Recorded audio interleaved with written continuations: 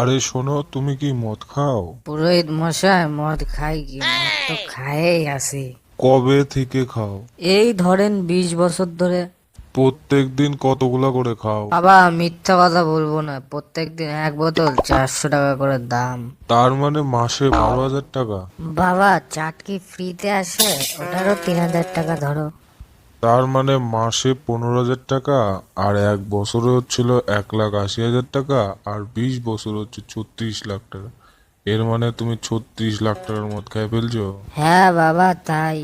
মূর্খ লোক কোথাকার! 36 লাখ টাকা যদি তোমার থাকতো তাহলে তোমার এতদিনে পরিবর্তন হয়ে যেত। বাবা, আপনি কি মদ খান? একদমই না, আমি এইসব জিনিস একদমই খাই না। তাহলে বাবা, আপনার পরিবর্তন কোথায়? বাবা, এখন ঘড়িতে কটা বাজে? 7টা 15।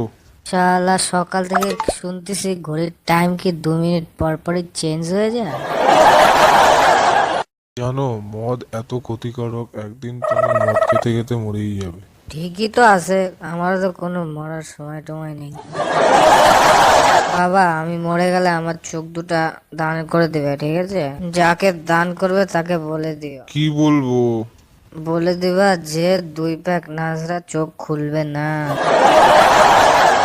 দেখো, তোমরা যারা মদ খাও তারা সবাই নরকে যায় স্থান পাবে। বাবা, আমি তো ওটাই বলি, যার যেখানে খুশি সে সেখানে চলে যাক, মদ খাওয়ার পরে আমি তো আর নড়তে পারি না।